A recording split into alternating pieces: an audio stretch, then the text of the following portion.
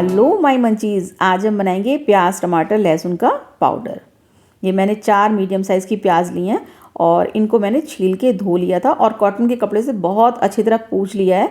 ये नोट वाला हिस्सा काट लेंगे, हम अलग कर देंगे, वेस्ट है वो हमारे लिए। और प्याज को बारीक बारीक काट लेंगे। प्याज को आपको ध्यान रखना है, कभी भी चॉपर से नहीं काटना है। चॉपर से काटते हैं तो प्याज पानी छोड़ जाती है। और इनको सुखाने के लिए कभी भी माइक्रोवेव ना करें, क्योंकि माइक्रोवेव में ये काली तो हो जाएंगी लेकिन सूखेंगी नहीं। तो ध्यान रखना है, जब तेज़ धूप हो ना तभी आप इस पाउडर को बनाएं। आजकल बहुत तेज़ धूप है तो ऐसे में आप बना सकते हैं। मैंने सारी प्याज को काट लिया है। अब इनको बिल्कुल अलग अलग करना है हमें, जिससे कि ये जल्दी सूखें। यदि एक साथ रहेंगी ना ये तो इनको टाइम लगेगा सूखने में। यदि आप क्वांटिटी ज़्यादा बना रहे हैं तो आप 2 प्लेट में कर लें। तो मैंने इनको अलग अलग कर लिया है, मैंने धूप में रख दिया है इनको।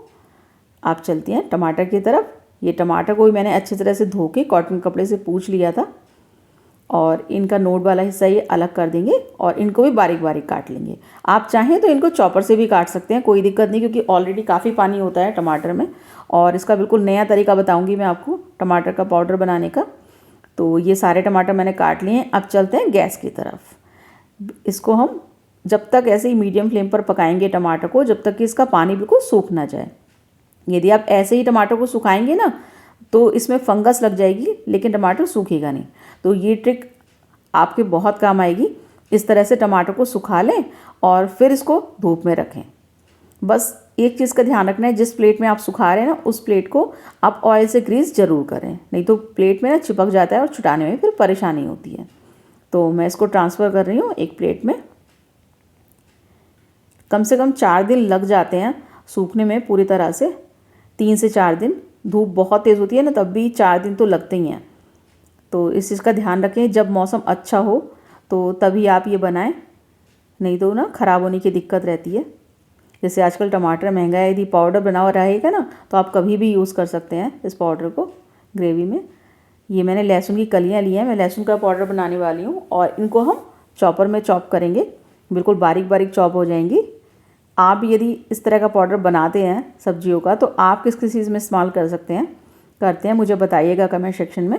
मैं तो ग्रेवी में या स्नैक्स बनाती हूँ, उसमें मैगी मसाला बनाती हूँ, उसमें काफ़ी चीज़ों में इस्तेमाल होता है और बहुत कन्वीनियंट भी रहता है मुझे कि जब भी कभी ऐसा हो कि सब्ज़ी नहीं है तो आप पाउडर इस्तेमाल करें और बहुत बढ़िया एकदम से ऐसी ही ग्रेवी तैयार हो जाती है जैसे सब्जियों से तैयार होती है।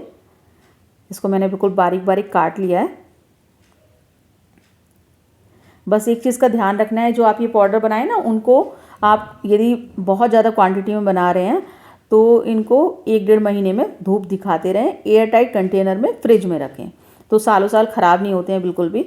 मार्केट से हम लाते हैं ना रेडीमेड पाउडर जो आते हैं, तो उनमें क्या होता है, कॉर्नफ्लोर मिला होता है और ना वो कलर होता है ना वो फ्लेवर आते हैं, बस नाम के ही होते हैं। इनको मैं रख दूँगी धूप में और 4 दिन के बाद मैं आपको दिखा रही हूँ। टमाटर लहसुन प्याज मेरे तीनों ही बिल्कुल प्रॉपर्ली सूख चुके हैं। देखिए बिल्कुल लग रहे हैं ना, ये आप आवाज़ नहीं सुन पा रहे, मैं सुन पा रही हूँ, बिल्कुल करारे हो गए हैं एकदम से। प्याज भी बिल्कुल प्रॉपर्ली सूख गई है। चलिए अब इनको करते हैं ग्राइंड।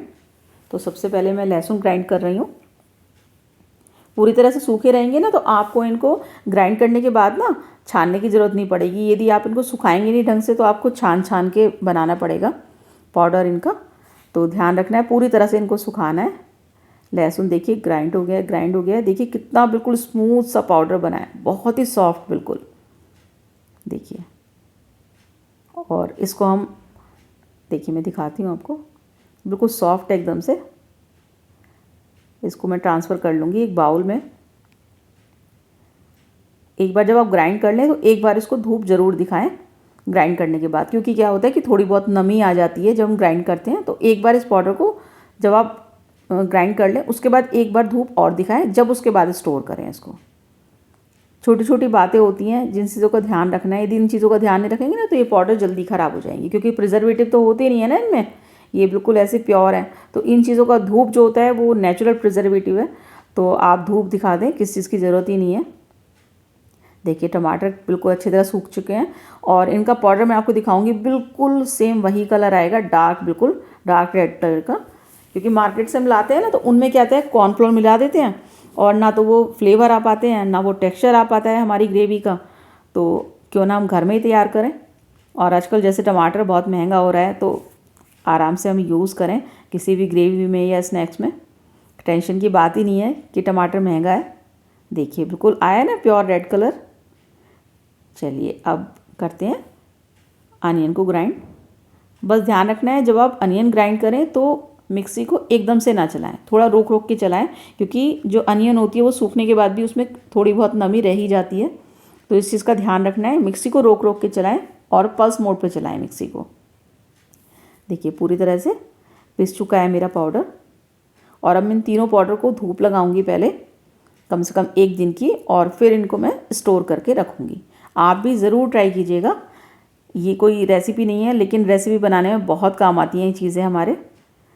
तो और आप किस तरह से बनाते हैं वो भी मुझे ज़रूर बताइएगा, मुझे अच्छा लगेगा जान के। Thank you.